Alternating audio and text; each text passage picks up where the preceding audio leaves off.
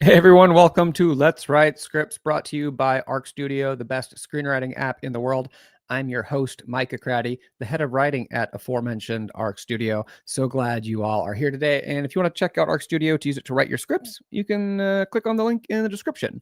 So today on Let's Write Scripts, we are going to do 3 timed writing sprints where you can work on your script or whatever other writing project that you're here to work on. And then in the breaks between the sprints, we're going to chat about screenwriting, and I will answer the screenwriting questions that you're asking. I'm answering screenwriting questions from the chat. So we're going to be writing. We're going to be talking about writing. We're going to be having a great old time. It's going to be fantastic. And during the second break, I'm going to show you the sandwich of the week, which if you want to find out what that is, you have to wait around till the second break. Before we get into it, I want to know, where are you and what are you writing today? Where in the world are you? Love to see people from literally all over the world. I think almost every continent we've had someone from, which is pretty cool. And what are you writing today? Are you working on a feature, a pilot, a short film, something else? Maybe you're just at work and you're bored and you want some creative company. But let me know, what you're working on, and also where are you in the project? Are you brainstorming? Are you outlining? Are you breaking the story? Are you revising? Are you writing that first draft? Are you getting to know your characters? Let me know. I love to hear it. I love to hear everything about the process. All right. So to answer these questions myself, of course, I am in Los Angeles, where it's actually turned into a beautiful day. It was really kind of gray and chilly, weirdly, this morning. Getting slightly humid, but the sun's come out. It's a beautiful blue sky. There's a little breeze. It's just kind of a wonderful day. I know a lot of the country is dealing with a heat dome, so I feel pretty fortunate that I'm having lovely weather, and I hope wherever you are, it's not too bad, not too hot. And then today I'm going to be kind of noodling on a couple of different things. I have these 2 ideas that I've been working on, one for a feature and one for a pilot. I think I'm going to start off working on the feature a little bit and then maybe switch over to the pilot. But yeah, I'm kind of in a little noodling mood, and sort of developing these ideas. And yeah, it's going to be good. I was for most of the year, I was working on some scripts, in drafts, doing rewrites. So it's kind of nice to take a break from that a little bit and just sort of step back and think more globally about some things after spending a lot of time in the weeds. Loving seeing everybody in the chat. Welcome, Brian. Hola to you as well. Bienvenidos. Cash in Arkansas, working on a short story to turn into a script. Cool. I've been working on some short stories myself. Mint tea lover. Sorry, it took me a second to figure out where the spaces were. I'm mint teal over. No, mint tea lover, working on a feature from Ohio. So glad you're here. Christian from South Carolina, working on a rewrite. The inciting incident, refusal of the call. So in there, awesome. John in New Jersey, ripping apart your last draft. That's what you got to do sometimes, man. Just rip it apart and start it over. Brian in Jacksonville is working on his comic book series. Vampy from Britain, working on a range of scripts. 2 of them are you jotting a plan down, and the other are revising the scenes and adding detail. Awesome. So glad you're here for that. Pam, welcome as well from New Mexico. I'm happy that you're here. Working on a spec feature rom-com and then in the noodling stage, about to start plotting. Great. All right. This is a good question from Cash. Maybe we'll get into this later. And then that's kind of fun question to discuss. Amanda, howdy from Arkansas, where it's definitely too damn hot. Yeah, you guys are probably right in the heat dome. You probably have humidity too. That's why one of the reasons I live in California. I can't handle. I'm a soft Southern California boy. I remember visiting my brother years ago for the first time. He lived in North Carolina, and he lives there again. But visiting him in the summer and just melting, and just stepping outside and instantly being dripped in sweat or being drenched in sweat and just dripping. It was so bad. Because it gets hot in California, but we don't have much humidity. It's mostly a dry heat. So yeah, I can't handle. So Arkansas just sounds like one of the most humid places ever, Amanda. So I hope you're doing okay out there. Here we go. ZC in South Africa, working on a screenplay. So glad that you are here.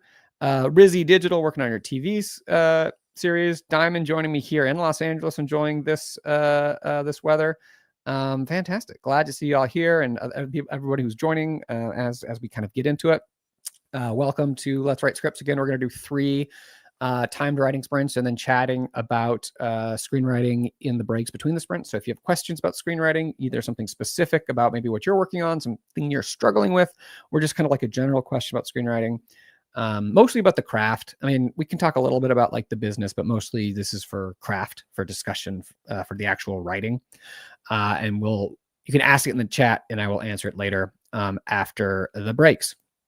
So we started something last week where instead of a discussion question at the beginning, because I used to ask where you were, what you're writing, and then I'd come up with a third question that had to do with screenwriting to get our brains going. I last week showed a bit from the movie, a page from the movie The Holdovers, where we meet Paul Giamatti's character, and kind of discuss that. And I thought that was a pretty way to like spark a little discussion, get us thinking, and also just like see more examples of good writing. So I want to continue doing that today. I'm going to show a page from There Will Be Blood. And this is actually the first dialogue in the movie. This, if you haven't seen the movie, this is from early on. So it's not really a spoiler in any ways. And though that movie is pretty intense and has some like violence and stuff, some gnarly stuff, this part doesn't have that. I've been thinking about this because you guys know I've been doing a lot of more videos on screenwriting. So on Monday, I released one on writing character intros where I looked at examples from different movies like Get Out, The Social Network, Little Women, The Bear, and The Holdovers. I think those were 5 scripts. Well, 4 movies and 1 TV show with The Bear. And like I walked through like what the character intros are doing and like showed the pages and actually what was in the script and talked about like, yeah, the techniques and what you can learn from that. It was a pretty cool video. You can check that out. It's on the Arc Studio channel. And one of the ones I was looking at didn't end up using was this kind of character or this script, There Will Be Blood. And kind of one of the reasons I didn't is I'm actually doing an entire video, which I'm releasing on Monday, which is like 8 screenwriting lessons that you can learn from There Will Be Blood by Paul Thomas Anderson, who wrote and directed it. So I want to show this page, and I'm not going to like I'll read some of this, but I'm not as, I'm suddenly regretting this actually, because this is performed by Daniel Day-Lewis in the movie, who's like one of the best actors of modern times. And so like, there's no way I can do it justice, but just to give you some context. So if you haven't seen the movie, it's about this guy, Daniel Plainview, in the early 1900s in California, and he's an oil man. And it kind of it like traces, his from when he's getting started kind of throughout his career. And it's a very intense, crazy, wonderful movie. But so the first 14 minutes of the movie, there's no dialogue. It's just like Daniel first doing some silver mining and then some like drilling for oil. And it's like beautifully shot and like captivating, but there's no talking. So we don't see the main character speak until like 14 minutes into the movie. And this is his first speech. So it's interesting for, it's a monologue. And I think that's always kind of interesting to look at, like, how do you write an interesting monologue? Because as you can see, like, this is pretty long and this actually goes on, over multiple pages. And again, I'm not going to do all of it. But it's like, how do you do something like this where there's so much dialogue from a character and it stays interesting? And what can we learn from this? So I'm just going to read a little bit of this. Another thing I'll also say as a caveat before getting to this is that P.T. Anderson, Paul Thomas Anderson, wrote and directed this. So a lot of the stuff in here is for him. So you're going to see like camera stuff and dissolves and close-ups and a lot of this kind of stuff, which is mostly in there because he's also directing it. It's for him. It's a level of detail with the camera and specificity that I wouldn't necessarily advise for your own scripts unless you're planning on directing them. Because he's like, basically, this is his own game plan that he's building to make the movie. But it's interesting to see because it's very different from what we looked at last week with the script from The Holdovers. So, all right. Close up Daniel Caldecott Plainview, 1908. A few 6 years later, he is dressed well now. Slight show of some wealth. Overcoat, haircut, clean shaven, etc. We see nothing but him as he speaks. Ladies and gentlemen, I've traveled over half our state to get here this evening. I couldn't get away sooner because my new well was coming in at Coyote Hills and I had to see about it. That well is now flowing at 2,000 barrels and it's paying me an income of $5,000 a week. I have 2 others drilling and I have 16 producing at Antelope. So, ladies and gentlemen, if I say I am an oil man, you will agree. You have a great chance here, but bear in mind you can lose it all if you're not careful. Out of all the men that beg for a chance to drill your lots, maybe 1 in 20 will be oilmen. The rest will be speculators, men trying to get between you and the oilmen to get some of the money that ought by rights to come to you. Even if you find one that has money and means to drill, he'll maybe know nothing about drilling and he'll have to hire out the job on contract. And then you're depending on a contractor that's trying to rush the job through so he can get another contract just as quick as he can. This is the way that this works. An off-camera voice interrupts loudly. What is your offer? We're wasting time. I do my own drilling, and the men that work for me, and they are men I know. I make it my business to be there and to see their work. I don't lose my tools in the hole and spend months fishing for them. I don't botch the cementing off and let the water in the hole and ruin the whole lease.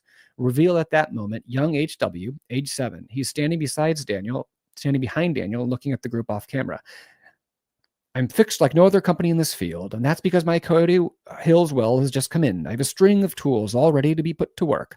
I can load a rig onto trucks and have them here in a week. I have business connections, so I can get the lumber for the derricks. Such things go by friendship in a rush like this.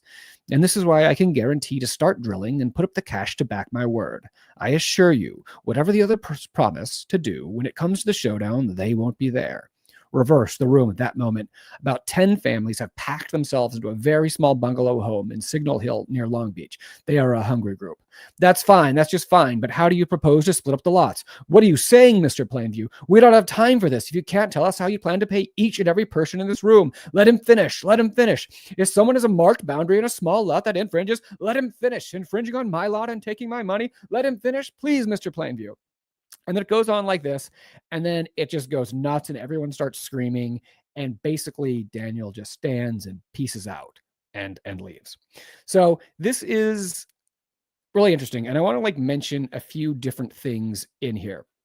One is how information is revealed in this, how it's structured over the course of it. So at first we only see Daniel, and he's giving this speech. Then we see then we hear an off-camera voice, and we're like, it's intriguing. You're like, who is this person? Why are they speaking?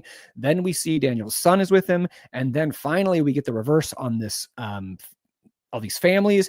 And then it explodes into everyone screaming. So it's sort of growing in scope, and there's a development over the course of the scene, which is one of the reasons why, even though this is a monologue and it's mostly just one guy speaking, it's interesting, right? It holds our attention because there's just you're getting a little bit more as you go.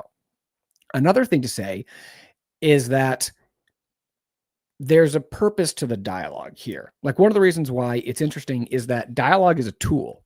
It's a tool that our characters use to get what they want. And in this, basically, Daniel's doing a sales pitch. He's trying to sell himself to all these people. He wants them to give him their oil rights. He's saying, I'm the guy that you should trust.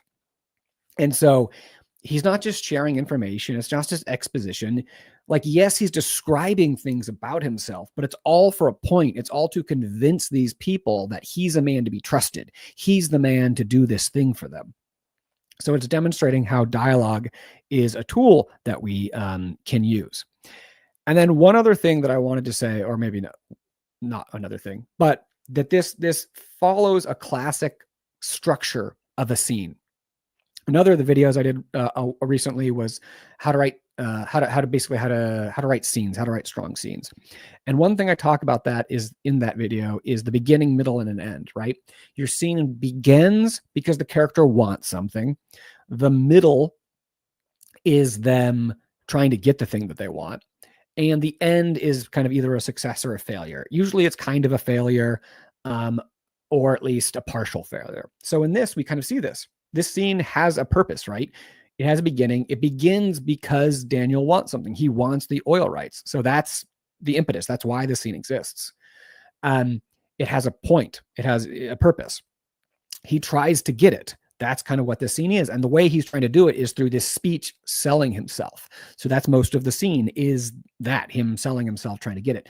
And then it ends here with him leaving basically because it's failure, right? So he's realized that these people they're crazy. They're arguing. There's no way anyone's going to come to a consensus.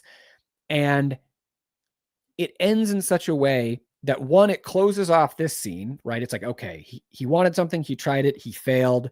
and then instantly he pivots to the next thing, where he's basically kind of doing the same kind of thing as trying to sell himself, but instead of selling himself to an entire room of people, he just goes to one family.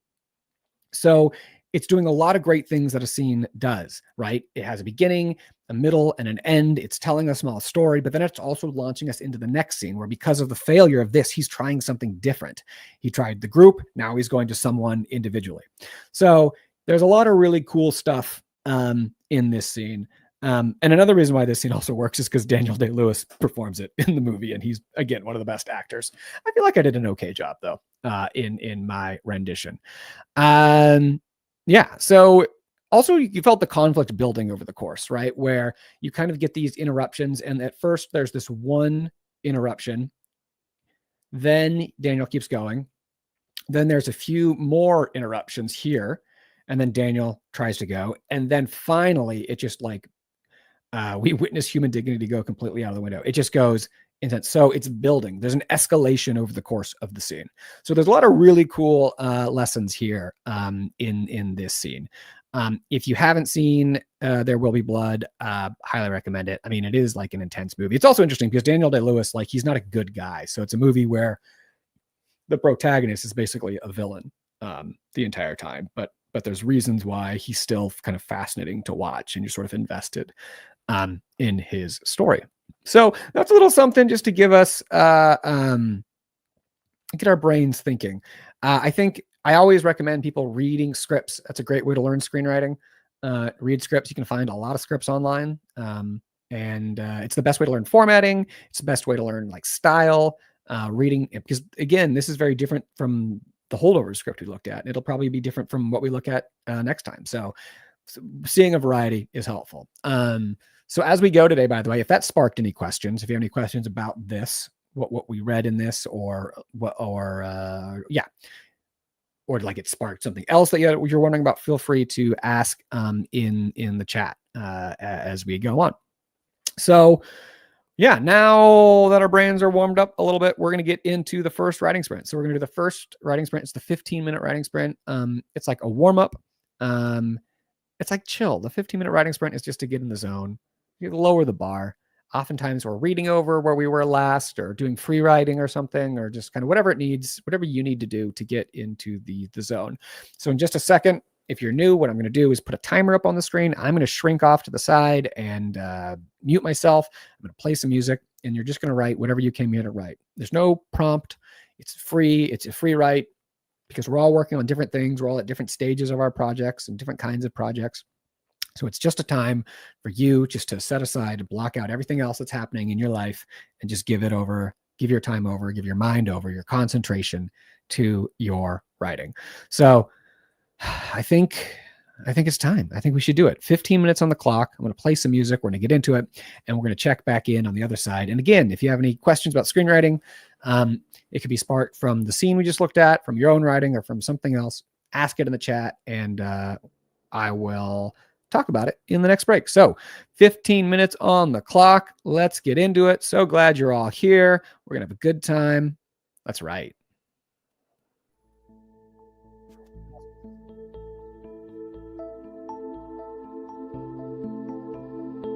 Music, and it's just like jarring. So here we go. We're getting into the groove. 15 minutes. Enough from me.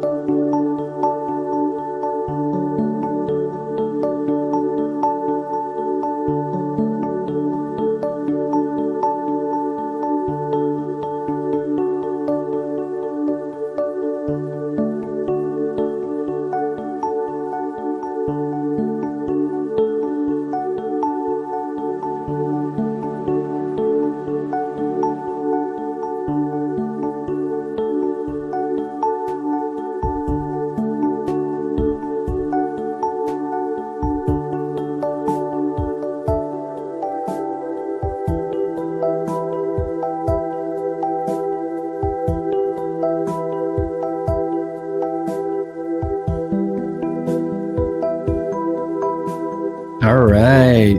That brings us to the end of the first writing sprint, the 15-minute writing sprint, the chill warm-up writing sprint, the one that feels like a pleasant spa.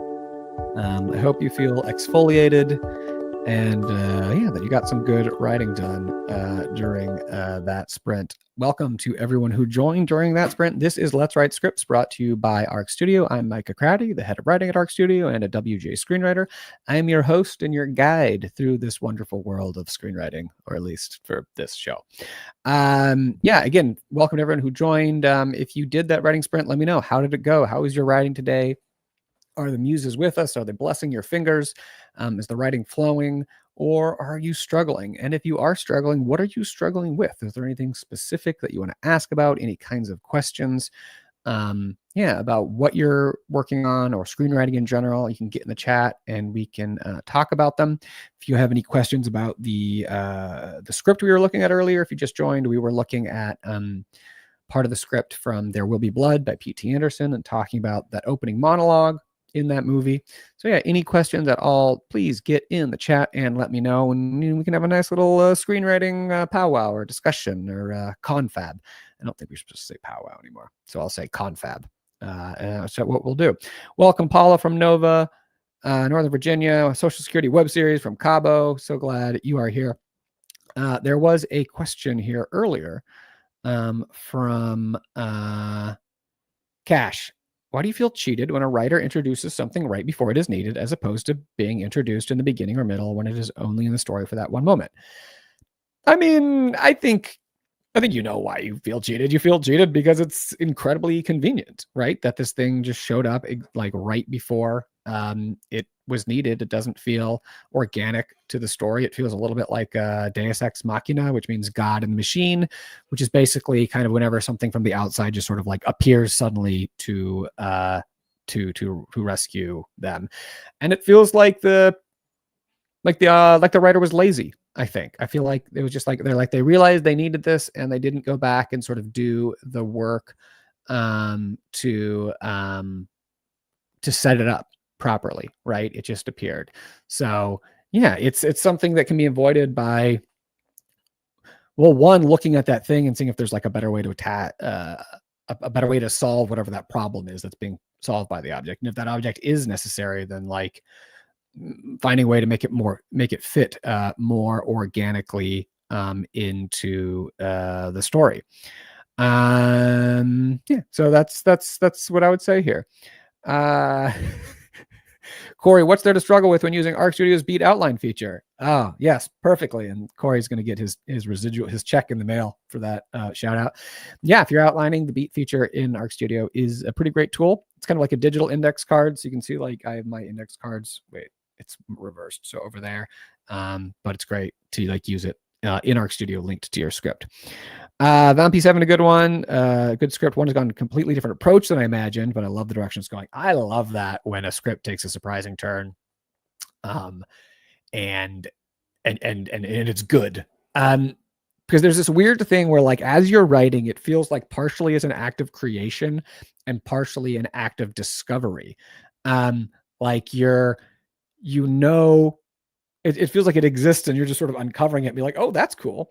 And that's a weird thing about writing. It's almost like you're going like almost like cutting a path through the forest or something, but there are areas where it's like it's easier to cut the path. So it's like you're still doing the path, but like you may think you're going in one way, but it turns out that's very difficult, and so you end up going another way. So, anyways, I totally know what you're doing. All right, Sutherland. The characters identified through several scenes, perhaps. Is it necessary for me to introduce the characters that the actor can recognize it later, or is this the director's job? The character is identified through several scenes, perhaps. Is it necessary for me to introduce the characters that the actor can recognize it later, or is this director's job? I'm not sure what you're asking here. The character is identified through several scenes. Is it necessary for me to introduce the characters that the actor can recognize it later? Is it like is the character like a mystery? Like, is it a mystery as to who they are? Or I'm not sure what you're saying, because like, yeah, when you introduce a character, you want to introduce them, unless it's someone who is Unless you're saying, maybe you're saying that this is a character who's appearing in the script but not being identified until later. Is that what you're saying? Regardless, when you're writing a script, like just kind of not for hire, but like for yourself, you don't really need to be thinking about the actor and the director.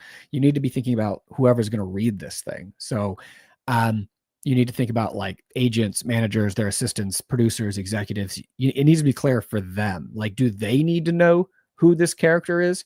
If so, then you identify it for them. But at the start, there is no actor, there is no director. There's just you, and you're trying to get people to read this script. So you need to make it prioritize the read of the people, like the gatekeepers, you might think of them, who need to fall in love with your script in order for it to be sold or made or anything. So don't worry too much about actors and directors when you're just writing a script on spec, and think about the people who are going to read it. I would say, yeah. Paula from NorCal, working on a TV pilot, getting a bit hung up on the outline. So I think I just need to start writing some scenes and comes with through. Yeah. Sometimes outlines,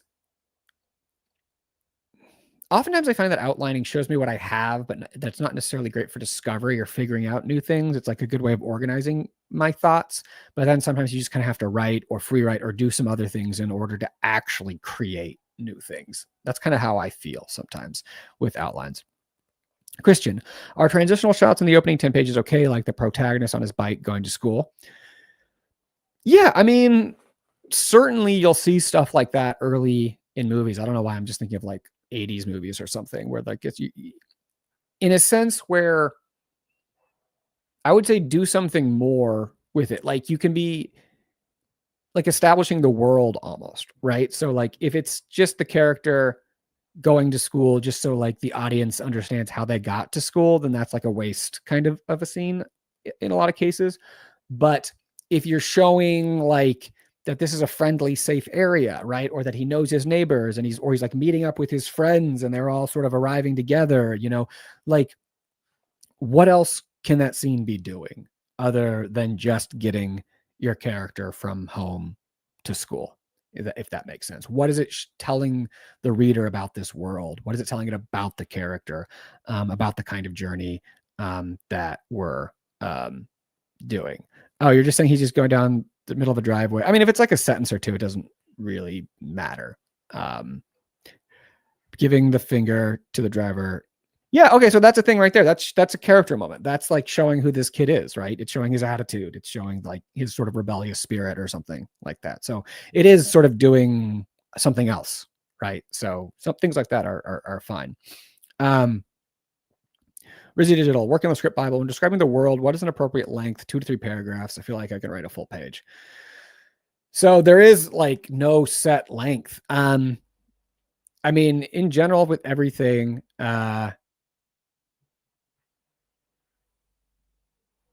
shorter is better, but it depends. It so depends on circumstances. Like I would say that you really, instead of focusing on the length, focus on like what you're including in this and why. Like, why is this information important? Because just because you've thought of a detail about the world, I will say, doesn't mean it's any interest to the people who are going to read the Bible or the pitch document or anything like that, right? Just because you thought of it, like what does it have to do with the story? Basically, only include the things that have to do with the story and the character that was like necessary for those. If it's a lot of details that you've thought of and you just kind of think they're cool because you thought of them, they don't need to be in there. If you're writing this as like a pitch document, something you're trying to sell, only include the details about the world that are relevant to like the tone, the story, and the character. Amanda, I can already tell I'm gonna have a bad answer for this. I'm so bad at naming things off the top of my head. Off the top of your head, what are some screenplays that have B stories that are really well balanced with the main story? I'm struggling with my B plot and could use some inspiration. I mean, maybe give us a little bit more about the kind of movie that you're writing, and maybe we can crowdsource this and people in the chat can come up with some good examples, because there are so many different kinds of movies and so many different kinds of B stories that I don't know if I just name a random one that if it's going to have any kind of relevance to what you're working on. So I don't know, maybe a little more detail, and the audience, everyone else can like chime in and help Amanda with something maybe in that same style or genre or world that have really great B stories. Cool. All right. I think we're off to a pretty good start here. I think some solid questions, some solid writing. My first sprint, by the way, went well. I don't think I said that. I'm sort of coming up with just like a structure of this movie idea. And it just flowing kind of well. I'm just kind of thinking of, again, I don't think in 3 acts. I think in beginning, middle, and ends, which are like basically the same thing, but it's just how I think of it. I just find like acts abstract kind of in my head, especially when features. In TV, it can be a little more concrete because it's like there's commercial breaks historically, and so like there's sort of, for certain kinds of shows, like set time, like places in the acts where, like for movies, you're not writing the acts. Anyways, that's a bunch of rambling just to say that I'm figuring out these things. And I think it's going well. I think I'm having a good sense. I'm kind of writing out the beginning and going to finish this up, and in the next sprint go into the middle. Amanda's working on a horror comedy. So if you guys think of horror comedies that have a good B story, let her know. I would say comedies or horror movies, generally it's like about the same thing, right? It maybe if the A story is like your protagonist, it's like the other side of whatever the thing is. For instance, if there's like a serial killer kind of a thing, one storyline will be like the killer killing its victims, and the other storyline might be like the investigation of the cop trying to stop it. So basically it's like, what else is that B story adding, to the story? That's what I would say. If your A story is about the people being killed, then your B story maybe is about whoever's trying to stop the killing.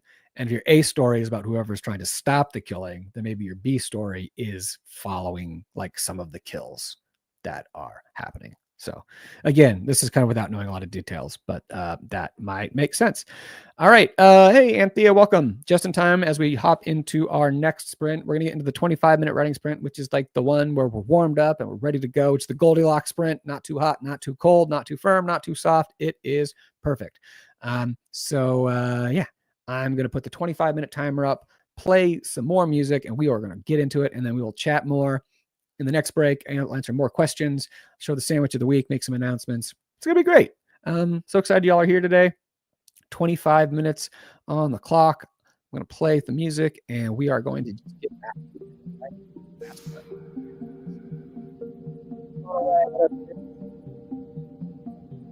Catch you guys on the other side.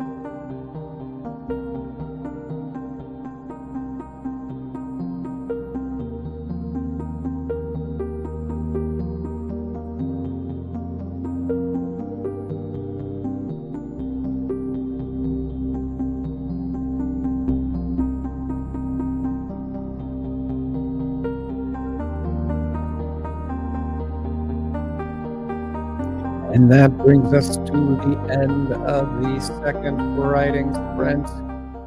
The 25-minute writing sprint. The heart of Let's Write Scripts is the Goldilocks sprint.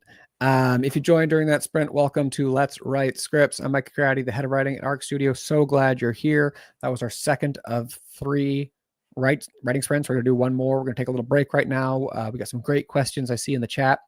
I'm going to answer those.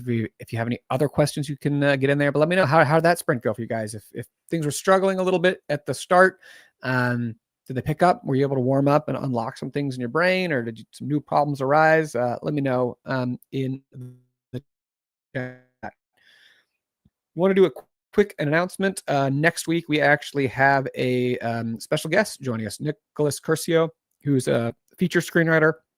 And he's like really big on social media. It's got like 120 TikTok followers, 120,000 TikTok followers. And he talks a lot about Hollywood and the industry and how it works in screenwriting. He's got some really good insights. And so he's going to be joining us next week on Let's Write Scripts. And if I stall long enough, I can actually share this screen. So this guy, Nicholas here, is going to be joining us. It's going to be great. I love having guests on here because we can get a different perspective, and him and I can chat. So make sure to RSVP for that or show up next week. It's going to be, and look, Christian is giving a shout out for Nick. He's a fan. Yeah, he's great. Join next week for that. Some questions here in the chat. ZC asks, how long should a screenplay be? I've heard people say between 90 and 100 pages, but some argue over 100 is too much. I mean, look, movies have been getting a little shorter, but like the sort of classic range is 90 to 120. So if you're in there, it's okay. Also, some are longer and some are shorter. It kind of depends on the movie, but like 90 to 120 pages or 115 pages is kind of a normal range. Amanda was asking about B stories earlier. I guess I wasn't too clear. I have my B story in your horror comedy that she's writing. I guess I'm struggling with how to balance the two, how much time to spend on A versus B, and I'm looking for examples of movies that achieve a good balance. Okay, great. Okay, so the reason that this is difficult to answer is that there isn't a set like formula or anything like that, because it's entirely dependent on what the stories are. Like an A story versus a B story, the only thing that makes it an A story is just that it's slightly more of a story, like more important than the B story. It's like it's in there longer, but like it could be like 51-49 or it could be 70-30. Like there's a lot of different ratios. It really depends on like what the story is. So really it just let the stories be your guide, really, to how much B story there is should be determined by like what the B story is and like how important it is to your story, and ask yourself like, what is the B story doing? What role is it playing in your story, and like give it enough space to do that thing, which isn't an easy answer, but there isn't, unfortunately, an easy answer to that. So I mean, really just don't like be guided by the stories themselves in your script, is my not satisfying answer. Corey asks, it feels like the quality of my script is determined by the quality of my beats. You talk about how good scenes have a clear beginning, middle, and end, but it's difficult creating that from just beats. My friend, let me introduce you to David Mamet's 3 questions for every scene, which I discuss in the video I made about writing great scenes. So if you haven't watched that, you should. It's on the ARC Studio channel. But basically, and I'm going to read them because I have them pinned on my board over to my left. Basically, in every scene, ask yourself, who wants what happens if they don't get it, and why now? So the beginning and middle and the end come from that. The biggest thing is like, what does the main person in the scene want? And that determines what the scene's beginning, middle, and an end is. So that's why the example from earlier with There Will Be Blood, the reason that the scene has a beginning, middle, and end, those are determined by what Daniel Plainview wants, right? He wants the people in the room in that scene to sell him their oil rights. So that's what everything is. That's determined. So if the beat isn't good quality, maybe one of the reasons why is that there's not a want, right? Like there's not a character who wants something, because that's what scenes are usually about. They're about someone getting the thing that they want. So for each scene, ask yourself, what do they want? What happens if they don't get it, and why now? And that's what beginning, middle, and end is. The beginning exists. It begins because they want something. The middle is them trying to get the thing, and the ending is the success or failure. Again, not every scene is like that, but for most scenes, that is a great way to approach it. So there you go.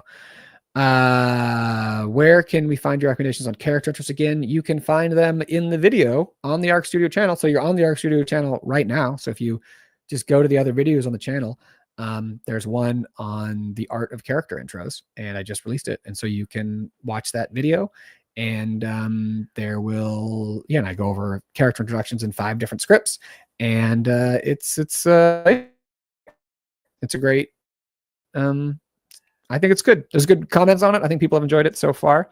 Paula struggles with character intros. Look forward to watching that. They don't feel 3-dimensional until the very end, but a reader might lose interest by then. Yeah, I mean, you're not going to fully explore who a character is in the beginning, but you can really start them on their journey and like get the reader or audience intrigued in the character intro. But like, don't feel like that can be fully encapsulated, like, because the shades will be, or the nuances and the changes are going to happen over time. Anthea's doing a collaboration and makes writing a different kind of ride important to share the same vision. Developing character arcs is key. Yeah, if you're writing with someone else, especially with the director, then it's I mean, a collaboration is a completely different animal than just writing and being sort of like the captain of the ship. But it's kind of fun. So that's cool. I'm glad you're working on that. Cash, have I done a video about the structure of Knives Out? I have not. I might do it. I mean, I've only kind of been making these videos for a while, so I haven't, done. I also haven't done like a lot of like big structure dives, like breakdowns. I might do that, some of those in the future, though. Any information on protecting your scriptless idea against being ripped off by someone? I know it's common sense to keep it private and only disclose trust. Thanks. Sure. So this is a common thing, or common concern, I would say. One is obviously like when you write something, you can register it with like the Copyright Office, Library of Congress, or like with the Writers Guild. I kind of started doing WGA. Now I do like the Copyright Office, the Library of Congress registry. At some point you can't. There's a risk of being ripped off. Ideas aren't like trademarkable. It's like the execution that's dependent. And you just kind of have to not worry about it. I mean, you can be smart about it. Don't just like necessarily put your ideas everywhere. But like, what's important is how you do that idea. Like lots of people can come up with ideas. Like what makes writing special, what makes the writer special is how they do it.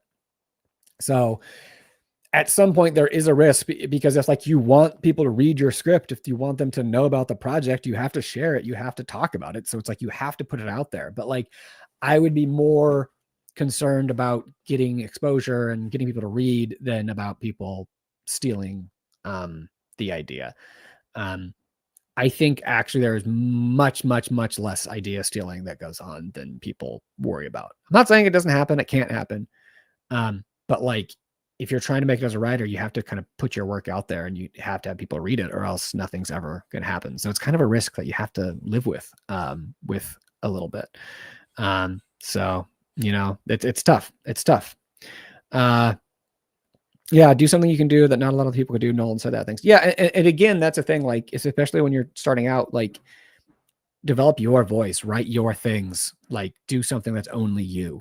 Because if you're trying to like get the notice of people, imagine that like every executive, agent, manager, etc., like they know tons of writers, right? So they know people who can write a script, who are professionals who can write scripts, right? But like what they may not know is you, who can do something like you do. So you really need to develop whatever the you-ness is, whatever your approach is, however you tell stories.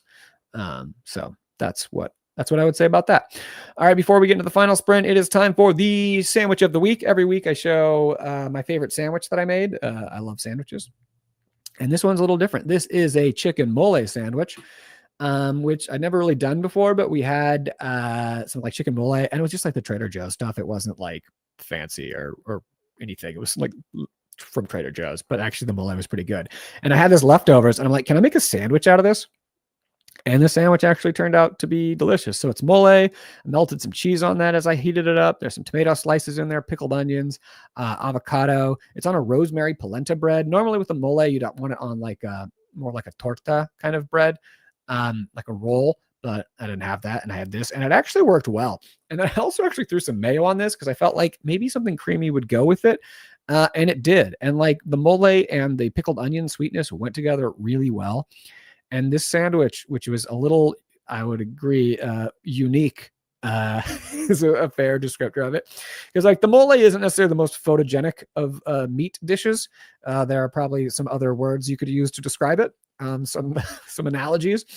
But I have to say this actually turned out to be a delicious sandwich, and it's fun to like mix it up and not just have like a turkey sandwich every week. And Denise likes it.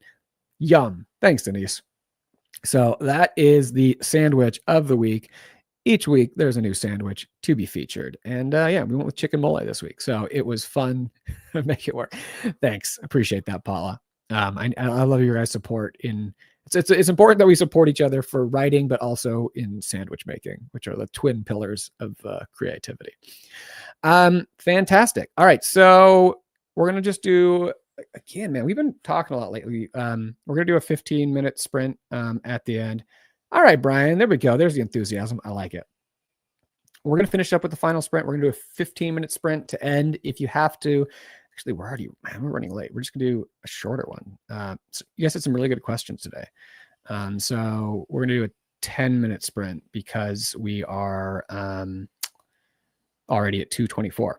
If you have to leave, no worries. This is kind of a come as you, when you can and leave when you need to thing. But say farewell in the chat and let me know how your writing went today. I'd love to hear it. And if you stick around to the end, we will do our final farewells. But again, hope to see you next week. We're going to have that special guest Nicholas Curcio. And it's always great when I have a guest on here and you guys can get a different perspective and we can talk about things. It's awesome. So 10 minutes on the clock, final farewells on the other side. Check out the videos. This week I did the one on character intros. Next week I'm doing one on screenwriting lessons from There Will Be Blood. And yeah, let's do it. So let's get into it and finish off with a little more writing, y'all. All right, let's do it.